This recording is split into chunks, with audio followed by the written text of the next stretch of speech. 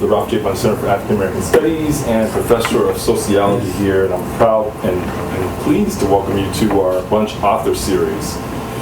Today it's my pleasure to introduce Marcia Dawkins. She's a clinical assistant professor at USC Annenberg.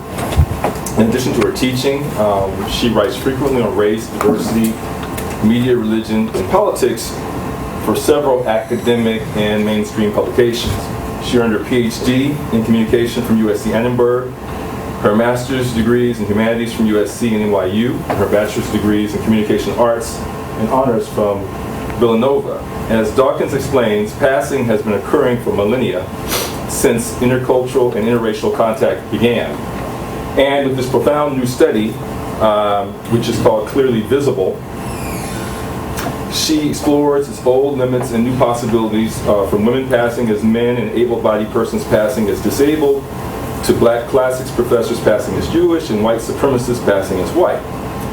Clearly Invisible journeys to sometimes uncomfortable but unfailingly enlightening places as Dawkins retells the contemporary expressions and historical experiences of individuals called passers, both an updated take on the history of passing and a practical account of passing's effects on the rhetoric of multiracial identities.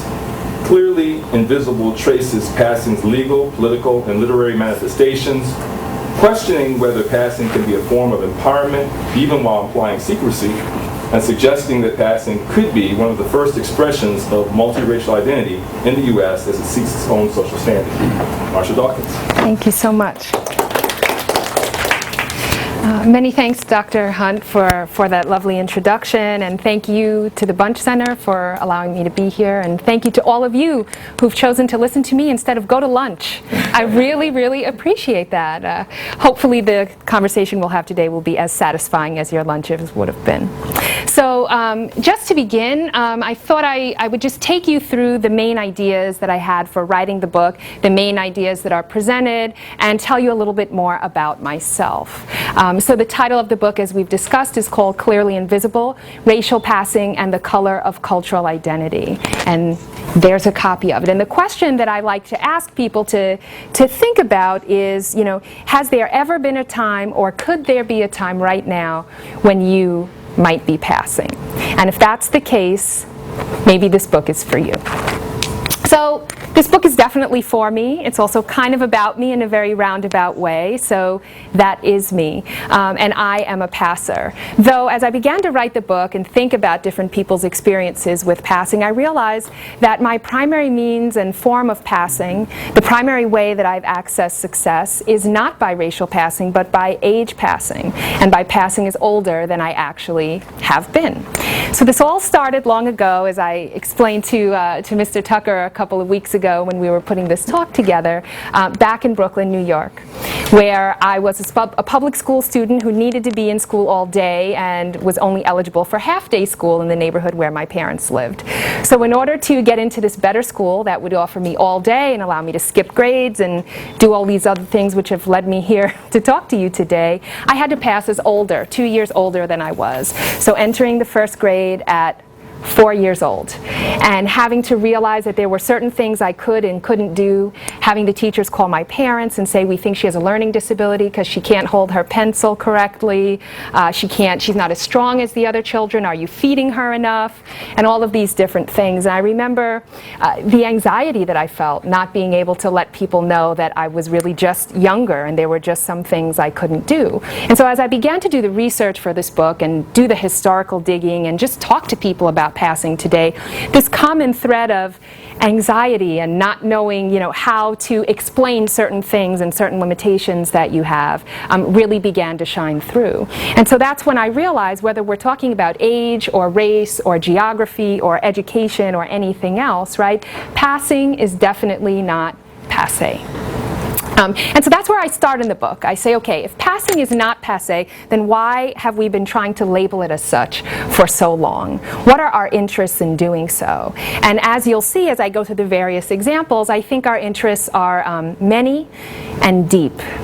One of the first is really wanting to say say that our society is more egalitarian, right, than it is. And so as we pass, we are allowed to access various privileges, various opportunities, various situations, get away from various constraints to help us do whatever it is we want to do. So if passing is for everybody, if passing is not passe, if I'm going to argue that it's still going on, then I had to figure out, well, where in the world did it start? And so that's what took me back to my classical rhetorical studies. And I began to look at Plato and the Sophists and all of these things that make my students yawn every semester when I have to talk to them, right? But what I began to see was that the history of intercultural and interracial contact in Greece and the way in which we frame how we think about identity, how we think about words like rhetoric and philosophy, comes back to this notion of passing. And so our great friend Plato was confronted with people called the Sophists who had traveled all over the known world at the time, who had access to different forms of communication, who wanted to give people access to those different forms of communication so that they could succeed and survive in his society. And Plato didn't appreciate this. So he said that the Sophists were passers. They were passing as philosophers. They were passing as educators. They were passing as people who really cared about society. Really, they only cared about themselves. And their rhetoric was just propaganda. It was BS, something that we shouldn't be concerned with. And so I took those lessons, I took that way of thinking about identity and thinking about authenticity, and I wanted to apply it to more modern and contemporary ways of thinking about different types of identity here for us in the States. And so that's what led me to my first of many passwords, right? That passing is a form of persuasion in an increasingly diverse world. And so whether it's Plato and the Sophists, or whether it's us today, and we can have that argument when we open it up for question and answer, right? I think that we can think about passing like this. I move on in the book then to apply that concept of passing as a strategy of persuasion, to think about how passing might also be a strategy for empowerment. And so I move on in chapter 2 of the book to look at Ellen and William Craft. And so for those of you, I'm sure, who know, this is an audience I'm excited to speak to who knows about this, right? This is an enslaved couple from the South in the United States who gave themselves freedom for Christmas, and how they did this was passing. So Ellen, the woman you see here on the left, passed as a wealthy white disabled slave owner, and William, her soon-to-be husband, passed as her slave. And they rode in plain sight, together though in separate cars, unless illness required them to be together in the white car, all the way from Georgia to Philadelphia. It took them 4 days. They were almost outed many, many times, and they become what I call our first version of reality stars, right? So once they get to Philadelphia, and then later to the United Kingdom, where they learn how to read and write, they go all over Europe, the United States, and even to Africa, telling their story to raise money for the movement. And with the money they were able to raise, they were able to free members of their family and buy an estate in Georgia where they educated slaves, former slaves, and eventually died. So it's a pretty amazing story. But you know, the story of Ellen in particular takes on these extra levels of passing. The way that I'd seen this story told until I decided to look at it a little bit differently from this rhetorical perspective was really just in terms of race only. And I thought, well, that wouldn't have worked, right, if she had just passed as a wealthy white woman. Wealthy white women couldn't travel with the enslaved. Wealthy white women couldn't travel necessarily on their own all the time. So the gender aspect took on extra significance. And then I really ran up against a brick wall when I thought about the disability aspect. And reading the Crafts and thinking about the Crafts made me realize that they were replacing or masquerading one form of disability for another, right? So as we know, the enslaved generally were not allowed to read and write. So in order to get around having to sign her name and William's name at various checkpoints, Ellen pretended that her hand was limp, that she had this disease that had attacked her muscular structure. And so she was able to get people to sign her name for her along the way. So the disability aspect takes on another twist and turn. And then as it got around the train, you know, because as things do, that Ellen was traveling on her own, her name was Mr. Johnson, all of these women started flirting with her. So she would develop like these fever fainting spells, and you know, she'd go deaf, suddenly, and William would have to come in. They'd have to call William to attend to her, right? So it was really this brilliant form of masquerading in some sense, right? But also thinking about what it takes to become empowered. And so that led me to my second of many in the book, right? That passing is the power to change life circumstances. Too often when we think about passing, we think about it as something that people do because they hate themselves, or something that people do because they just don't see any other way, or they may have mental incapacity, which we'll also talk about in a couple of minutes, right? But as I began to talk to contemporary passers and look through the pages of history and rhetorical history, I found that not to be the case at all. So we move from me in Brooklyn to Plato and the Sophists to Ellen and William Craft and their amazing story. From there, I decided to move on to period after enslavement, though not much after, thinking about the case of Plessy versus Ferguson. So here, instead of passing to get oneself out of slavery, right, we have passing to try to free the masses from racialized segregation. And of course, this backfires miserably, and we then have to think about why, right?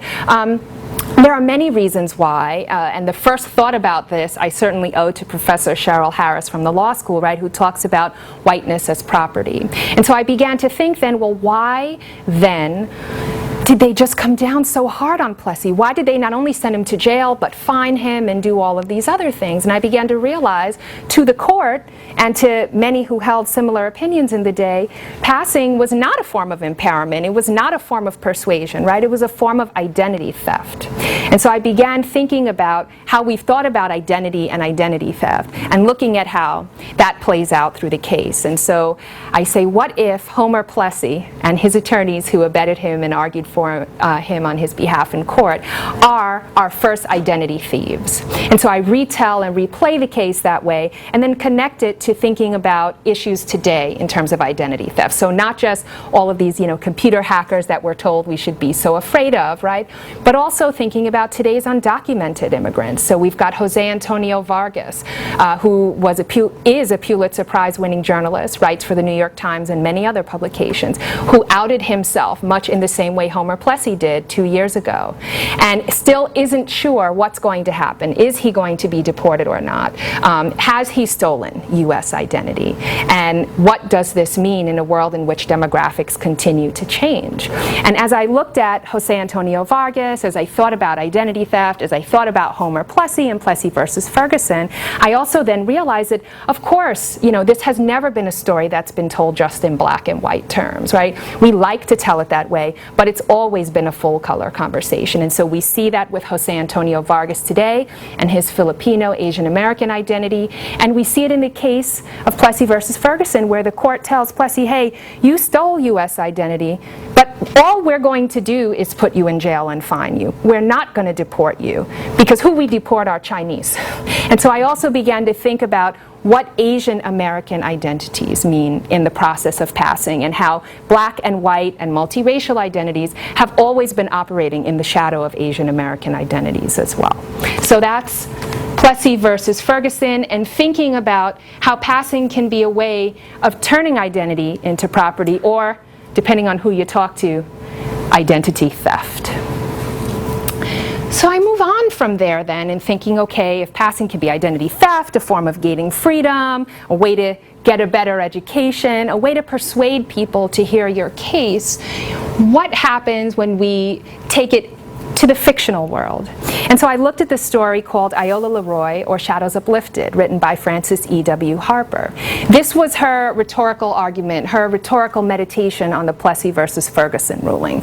She, like so many at the time, black, white, Asian, and other, were very upset by this ruling. And so she wanted to think about a way to imagine using passing as a form of empowerment, to uplift and for social justice. So in her story, she has these twins, Harry and Iola, who grow up white. They live in the South. They're on a plantation. That's the world they know. They get sent to the fanciest boarding schools in the Northeast, where they're defending slavery and talking about how they treat slaves like their own family and how great that is, until they get called home because their fathers died, and it turns out they're black.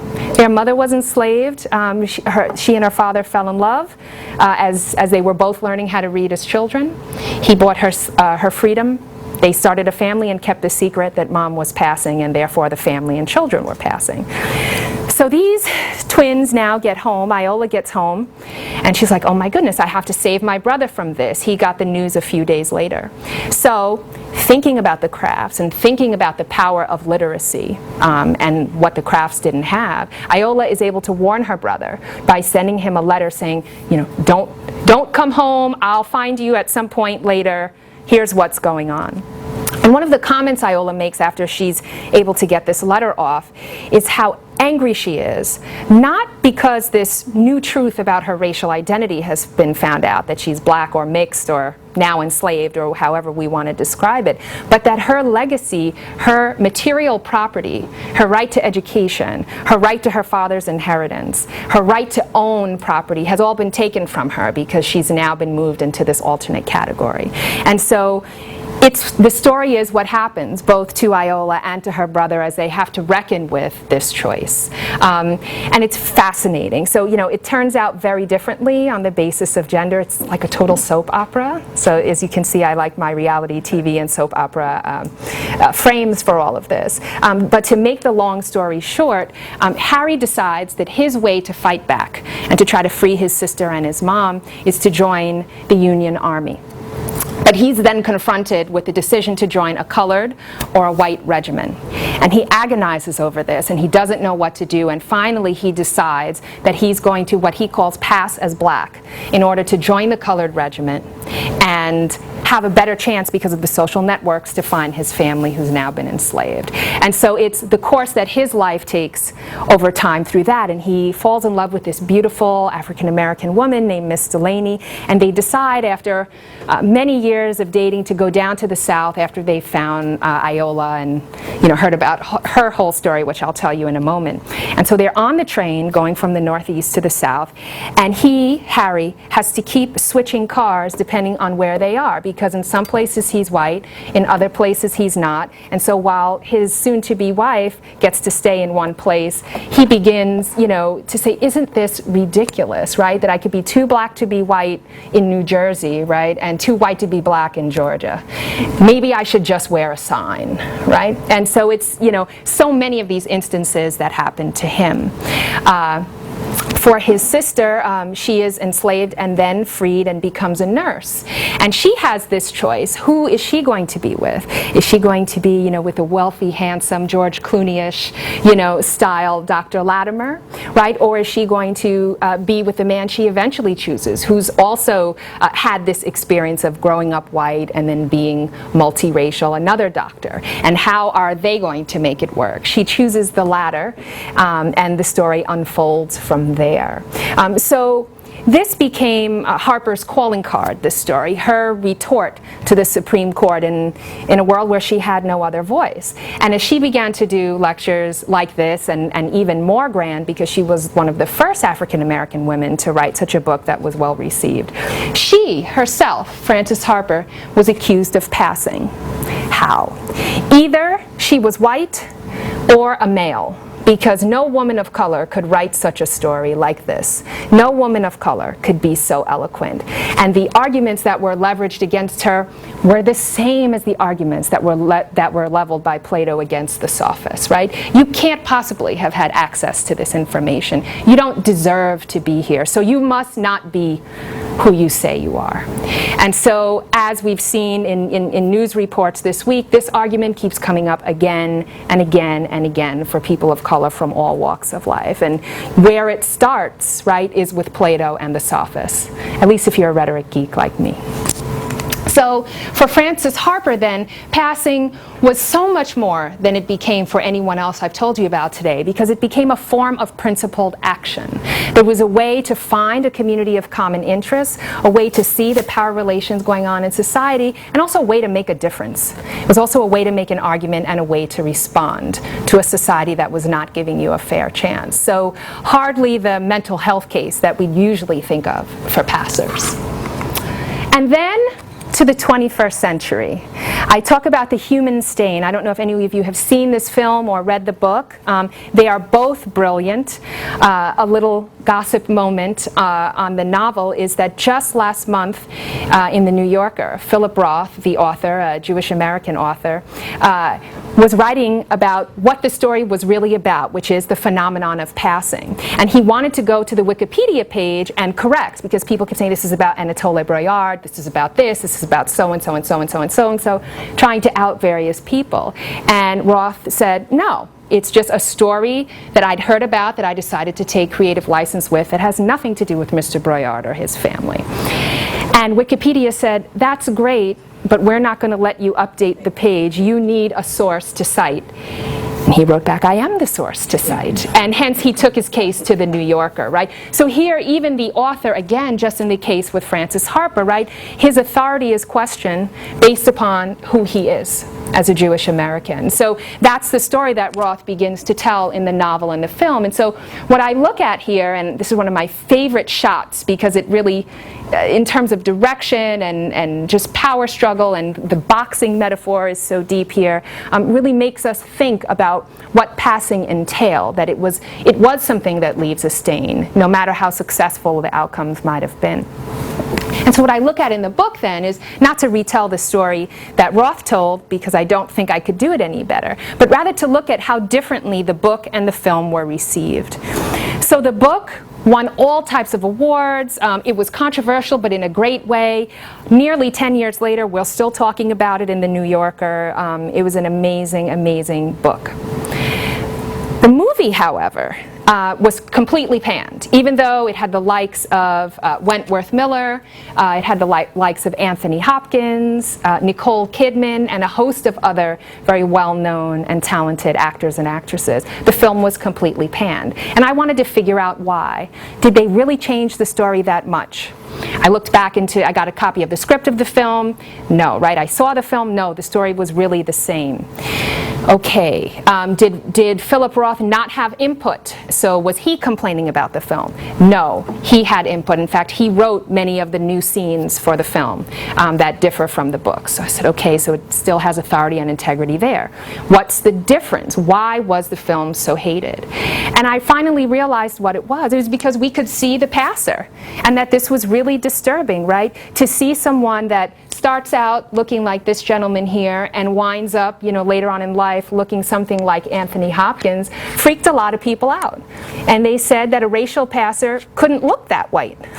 A racial passer couldn't possibly present us with this appearance. And so we can't possibly believe that Anthony Hopkins could play this role with any form of integrity. Consequently, Wentworth Miller, who actually is half black and half white, he was convincing, the critics said, in terms of thinking about someone who was confused about race. But he can't really be from an African American family. Maybe he could be Jewish, but I don't think so, right? And so for both of these two actors then, who they were, it's the same story again, right? Who they were was questioned. And because we were confronted as audiences with these images of what passers probably actually looked at if they were able to maintain this for 5 or 6 decades, like the protagonists in this film and book, audiences didn't want to see that, right? So we loved it in the book, I propose, because we could imagine this person however we thought he could look. And at some point, he would be outed, right? But in the film, we don't get that luxury, and we're forced to deal with the messiness of these rhetorical and social constructions of race. So that's the human stain, where passing is a pastime, it is a form of entertainment, that also leaves a stain behind it, both for audiences who enjoy the artifacts as well as for the characters who tell us the stories. And from this study, actually, I'm working on a study of 100 blockbuster films since the 1950s that involve passing in some form or another, whether it's race, class, age, gender, sexual orientation, religion, and looking for similarities and differences in terms of the critiques that the films face. And it's pretty interesting and pretty profound what films get celebrated and what don't, based on what type of passing happens, and we can talk more about that later on. And finally, to the second decade of the 21st century, and probably to what I think is the most poignant story of passing in the book, the case of Leo V. Felton. Are any of you familiar with this gentleman? Okay, so Leo Felton is currently in prison for the rest of his life right now in Massachusetts. He is a raging white supremacist. He was arrested on a domestic terrorist plot that he almost pulled off in Boston in 2002. He was targeting prominent Jewish and African American citizens there, and hopefully, he hoped, all throughout the East Coast. How was he caught? Ironically, he was caught passing off counterfeit money at a Dunkin' Donuts where a police officer happened to be taking his break, right? So stereotypical and ironic as it is, that's how he was caught. So when the police officer brings him in to jail, the police officer's like, what in the world is this? I have a stack of arrest warrants for the person with these fingerprints, but they all have a different race on them. What do you mean he's Jewish? What do you mean he's black? What do you mean he's other? He's a domestic terrorist. He's not Jewish or black. He wants to kill Jewish and African Americans. And so the story comes out that his mother is Jewish American, his father is African American, and Leo Felton has become a raging white supremacist. And so he makes very interesting arguments as his trial goes on. One of them is that if race is this symbolic thing, if it's this social construction that we know it to be, why then can't I be a white supremacist just because of who my parents are and how they identify? Can't I identify in any way I so choose, even if that disturbs somebody else? Compelling until he falls back to, well, I'm going to target people who I think look Jewish and African American, or I think are Jewish and African American because of what I think those identities represent, right? So he doesn't give people the luxury that he gives to himself. Nevertheless, I think he forces us to think about the paradoxes of race, the paradoxes of multiracial identities in a world where demographics are changing so quickly and brilliantly. And so I begin with thinking about how Leo Felton was framed. He was framed not so much as a terrorist, which I thought was really interesting. That narrative was not available because he was of Jewish background in mainstream press, right? So what could he be? He was a mental case. And so when he's covered in the New York Times, the Boston Globe, the Washington Post, it's always under the mental health sections of their magazines. When he's interviewed, people always want to know about his family. They talk to members of his family, and he was, we knew he was troubled, but Leo's really a good boy. How could all of this really happen? And so what this forces us to think about is that people of various racial identities, and particularly multiracial identities, can be raging white supremacists, and that multiracial identities can be leveraged for a neoconservative agenda that is really not necessarily healthy for society. So I talk also about Sarah Palin in that chapter and how she tried to leverage a multiracial identity in 2008 to 2010 to really make it big, and how that flopped, but it was interesting nevertheless, right? But also then to think more about passing and multiracial identities today and how they present us with a paradox that exposes both the realities and the fictions of race, to quote one of my favorite anthropologists, John L. Jackson, right? So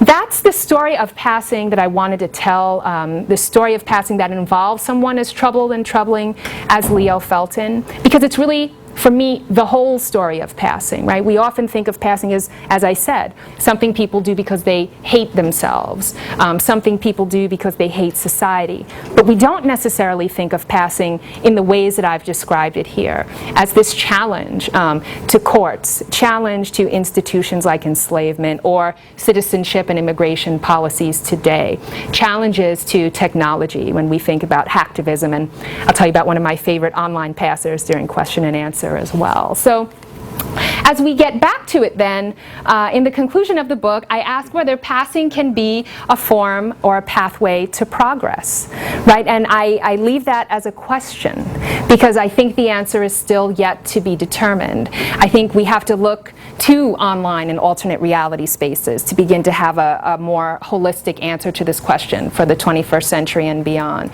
We have to even think about McDonald's, right, and their comment about passing, right, that no one should do it.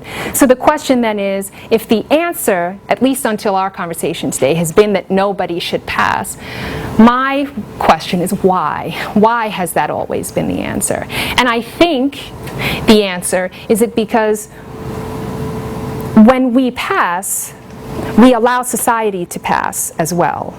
But when we stop passing, or when we tell our stories about passing, like the characters that I've told you about today do, we create moments for honest conversation about racial, gendered, sexual orientation, religious, as well as technologized, if that's even a word, identities, and how they continue to operate today. So I again say that I leave the question open, just as I started with a question, you know, are you passing? Have you ever passed, right? I leave the book with a question as well. Well, what does passing mean, and can we imagine it as a pathway to progress? And if so, what would that look like? So that's the book in a nutshell, and that's what it looks like. I've got t-shirts and mugs as well, just for marketing and promotional purposes, right? But you know, the idea behind the title was really to remind us that to pass is to be clearly invisible, right? And to get us to think about how we and so many people we communicate with on a daily basis might be engaging in this form of clear invisibility. So with that, I'll stop talking, and I'll open it up for questions and answers and see where the conversation takes us, if that's okay. Great. Thank you so much for having me. Marcia, Yes. I'm still trying to figure out exactly how to frame the question, but the essence of it is this. There was a lot of talk back in I guess 2008 when Obama was elected about the authenticity of his racial identity. And there were reports, at least, that some in the black community questioned whether he was really black. You know, and a lot of people argued that, well, Michelle sealed the deal for me, that, you know, she's clearly African American, and so therefore I assumed that he is as well. And then there were others who kind of speculated that the larger electorate, particularly in places like Iowa, you know, sort of projected this whole other sort of racial identity onto Obama because of the unique attributes of his biography that allowed him to be something other than what he might otherwise be seen as in terms of race. And of course, once he gets into office, you have a number of very public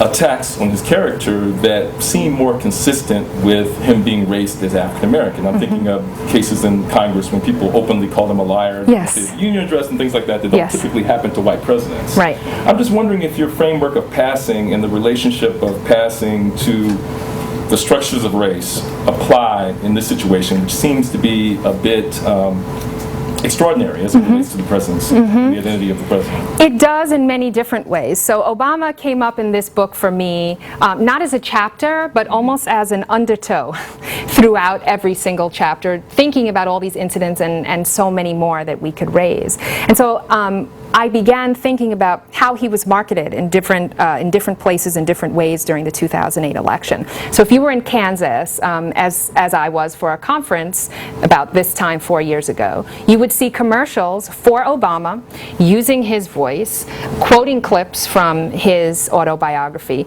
with no visual references to Obama. It would be his grandfather riding a tractor or his grandmother doing some work around the house, right? And then if you were in other places, you would see, you know, the same narration with completely different images with, you know, who we know to be the president, could be with or without Mrs. Obama and the girls, depending on what he was trying to do. So I would say that President Obama, at least the way his public image campaign was run the first time, was definitely highly interpretive of the framework of passing and multiracial identities and what they can and can't do, for better or worse. I think we've seen, now that he has become president and obviously is running again, we see that leveraged the other way. So there was a great book released late last year.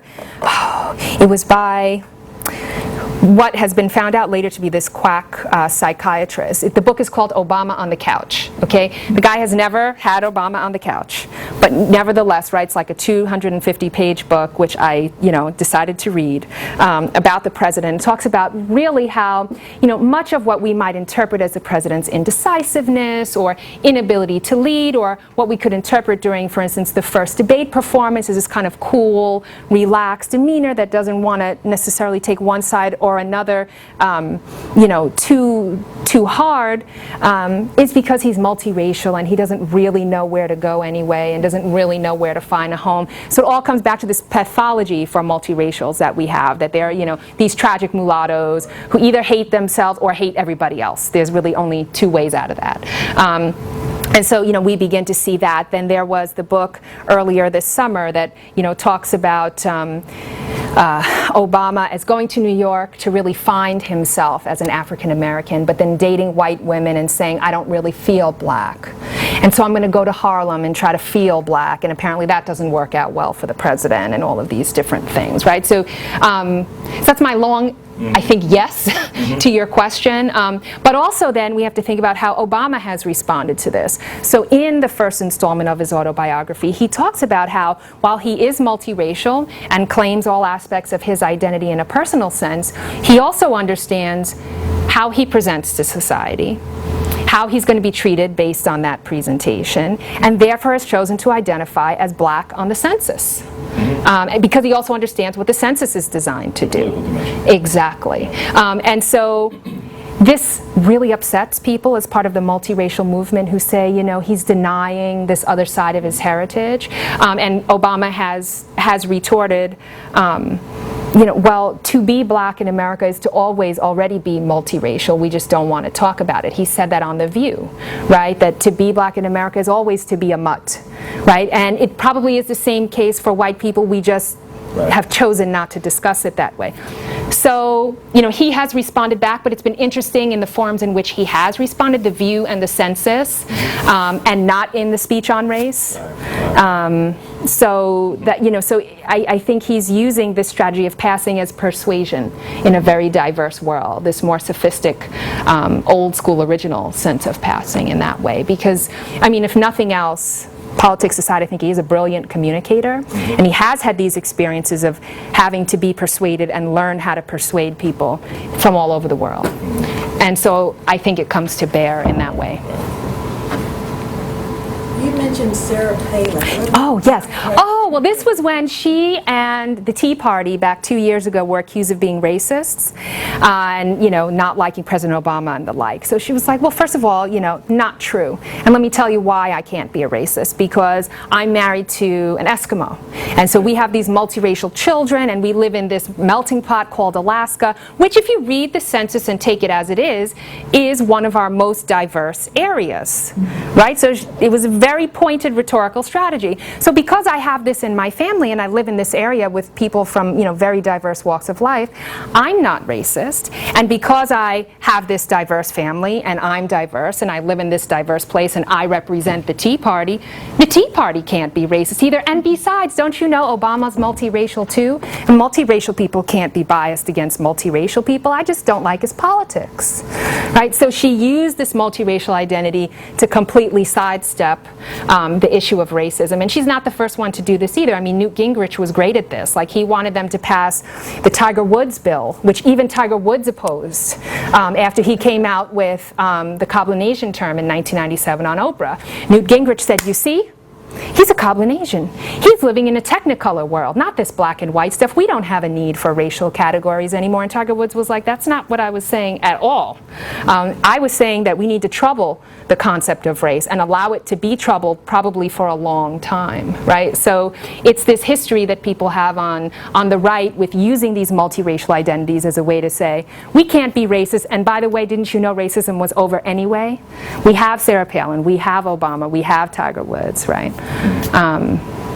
So it's pretty interesting, and some of the stories I'm looking at now in my new work my next book is about Eminem and his, cultural significance, right? And one of the things I found out about Eminem, which speaks to passing in our political election as well, with Elizabeth Warren in Massachusetts, and how she can't possibly be Native American because Scott Brown knows what Native American people look like, and they don't look like Elizabeth Warren. It's come out through the research that Eminem has also been passing as white, right? That he also has Native American ancestry, but he realized that he didn't want to have to deal with that coming up in the genre of hip hop, that, believe it or not, it was easier to be different because of being white than it was to be different because of being Native American and white in the land of hip hop. And so what does that mean, that our foremost contemporary white rapper is actually passing as white, right? This is happening consistently, and we have to be careful with how it gets used, and that's why, can it be a form of progress? Some people can use it to tell us that we've progressed beyond race, but others, like Eminem, for instance, tell us, well, wait a minute, maybe we haven't gotten beyond race at all.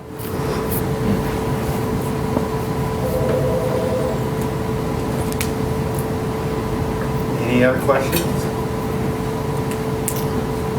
There's another one percolating out. All right. A second. It's cool. When I hear you talk, I think of work I've seen in cultural studies and other fields that talk about strategic essentialism. So this whole idea of sort of on the one hand recognizing the fallacy of race, recognizing that it is a fiction, that it is a social construction, but on the other hand seeing the utility of affirming race in certain circumstances to forward political agendas, like in anti-racist politics. Sure. That ironically had to use race and right. racial. Absolutely. And so how do you, and of course that kind of maps onto this whole debate about the multiracial category and multiracial Americans wanting to have their various identities recognized and affirmed, against other more traditional groups wanting not to have their numbers diluted. So again, it boils down to politics. I mean, typically in a society that has been traditionally and historically racist. So I'm just curious, I mean, in terms of thinking, the way you're framing passing in the book and with the examples you give, how does all of this fit into kind of the political kind of contest that is raging? I mean, because you've given lots of examples of how neoconservatives and conservatives are kind of using or taking advantage of demographic diversity to essentially argue against everything that supports diversity. How do you see the passing phenomenon? Sure. Well, I'll answer that with two examples. The first is my favorite passer of the moment, even more favorite than Eminem, which is Mitt Romney. Right. So we've got So we've got this guy who's a Mexican immigrant, kind of Christian, kind of Mormon, kind of not part of the 1%, but definitely kind of part of the 1%. Right. And trying to negotiate and leverage these identities, and fails masterfully at this all the time, right? But what's interesting to me about somebody like Mitt Romney in this instance is that he's giving us a back door into how delicate, cunning, wise, and strategic passers have had to be, whether it's about race or age or any of these things that we've talked about today, and how passing fails so miserably when those things are not, when those qualities and skills are not operating, right? So that's one way in which passing is failing miserably today. Where passing may be succeeding a little bit more is with the question of multiracial identities and the census. And so we have, at the very least, three camps on this issue. So there is the one camp, the Newt Gingrich camp, who took Tiger Woods' Cobbling Asian statement and said, okay, we can argue for one multiracial category on the census for everybody who chooses not to be boxed into any one of these traditional categories. So if you're, Cuban and Chinese, or African American and Irish American, you get to check this multiracial box. Well, that's meaningless, right? But that's option one. Option two is kind of what we got in 2000, which is you can check all that apply. However, this is what I call the Wizard of Oz moment, right? When we check all that apply, what happens? We get lumped behind the scenes right back into those categories that people were fighting to burst out of originally, right? So whatever's more needed in that area is what you or I would become if we check two or more boxes in 2000 and also in 2010. The third option is to get rid of race altogether, which a lot of people are using the explosion of new births in 2010 and 2011, the first non-white majority generation born in the United States. And so using that in order to say, well, hey, this is going to change anyway, we might as well get rid of it now. These kids are going to see it differently, so let's just not have them grow up in a world where this is an issue, right? So that's kind of from coming down from the top down. From the bottom up, you get what I call the 3 A's. So from multiracial communities that I've interviewed and researched, you get the first A, the need for acknowledgement. The need for acknowledgement that multiracial identities are not new. We've decided to make them new now for political gain, and that means we have to deal with history. That's when I talk to people of various multiracial backgrounds. That's the first thing that they say, like, I'm not new, I'm not a fad, even though you'll see, racially ambiguous people to sell you anything from like Geico insurance now to Subarus and soap, right? The second A is, appreciation of what they call the mixed experience or the mixed mindset, right? Which is that we struggle with this paradox. Is it more expedient to be African American? Why has it been more expedient, for instance, to be African American? Why is the president choosing to do so? And as a person who, theoretically should support everybody's right to identify as he or she chooses, how do I support that even if I don't agree with it? It's a lot of things that multiracials are saying, right? And so, and those answers aren't getting well received back within politics. Where they are getting well received is in advertising and entertainment. So this is where I was going to have some clips for you. But any of you who like music and like Dr. Dre's Beats headphones, you'll see Dr. Dre, surprise, surprise, he was behind Eminem in the first place, is on top of this, right? So his whole marketing campaign to sell his headphones is, you get to choose your color. You get to choose to be yourself. You wear my headphones, you could be purple, green, orange, whatever, United Colors of Beats headphones.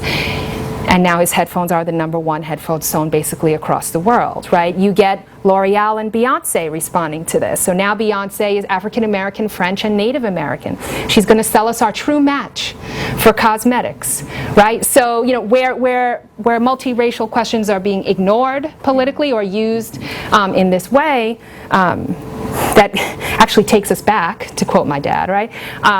In advertising and entertainment, we see it potentially doing something different. And so there is no answer. That's why I end the book with a question. There is no answer yet, to that. And then when we take it a step further and think about alternate realities, now people pass on Facebook and Twitter and Google Plus and Pinterest, and one of my favorite passes is on Pinterest. Pinterest is this visual-only social media site that came up about a year or two ago. And this one guy was an early adopter. Pinterest, you should also know, is heavily skewed to women. So you can, post, your favorite outfit, your favorite recipe, this type of thing. So this gentleman was a savvy marketer and decided that he would create this online persona that would do this, and he would, post all of this, but passing as a woman. So he got a picture of a beautiful woman, he made up this whole narrative in his bio about a woman, and he was one of the first people to use Pinterest to make tons and tons of money. He created a business model out of this, right? But it's gender passing, it's online passing, it's mediated passing. And so where I think passing, as I've talked about it at least today with these examples, sheds some light, right, is to remind us that this world that they tell us we live in that's all about authenticity and transparency is actually never been the case. And that we need to think rather about how we can be sincere in our identities and how we can have sincere political commitments, not necessarily based on who we look like, right, but what we really believe. So it's still left, at least from my estimation, to be determined whether politics is going to give us that answer or advertisers. Sadly, I think my money is on the advertisers.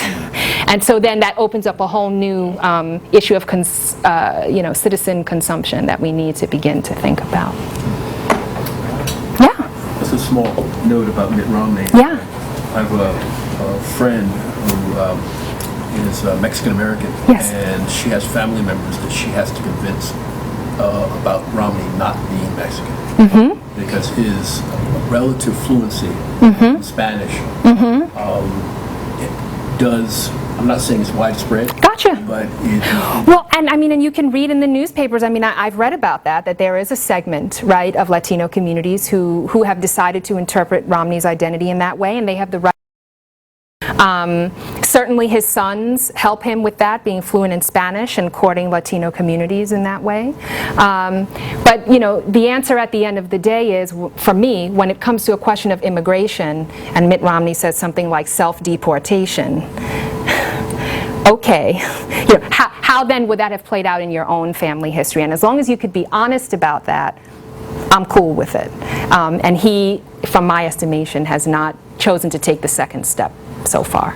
So again, it's not being Mexican American or not, it's not being Latino or not, but it's being sincere with whatever your, you know, whatever your political ideals are. And he hasn't, for many, demonstrated that sincerity. On the census, Romney would choose white. One would imagine. We'll have to, if he gets elected, I guess we'll find, well, we may not find out. Yeah. But if you're black and white, black, Mexican, black, Asian, black, whatever, you have to, and you're black. Well, that's how it's been since Plessy versus Ferguson, right? The rule of hypo descent. In fact, interestingly, to the 2010 census, the largest growing multiracial group is Asian black. And so again, thinking back to the fact that as we've constructed it in law, you know, these multiracial identities have always involved Asian and Asian American identities. You're exactly right. We need to keep thinking about what that means and why people are choosing these particular categories. You know, it's fascinating. I remember having the census folks come to my house when we were kids. So my mom is, you know, Cuban and also has Middle Eastern ancestry, right? So, you know, communist terrorist was always a joke in our house. And my dad is African American, and also we've come to find out later on multiracial. And so, you know, it was always really tough because my parents wanted us to be counted, you know, in these different categories as a family.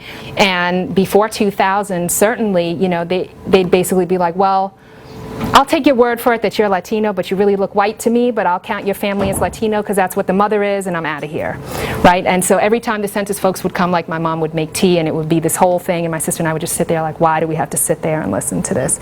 Again, just like we did 10 years ago, right? But, you know, obviously it sank in because now I'm interested in it myself. Other questions, comments? All right. Thank you very much. Thank you so much for having me. I really appreciate it.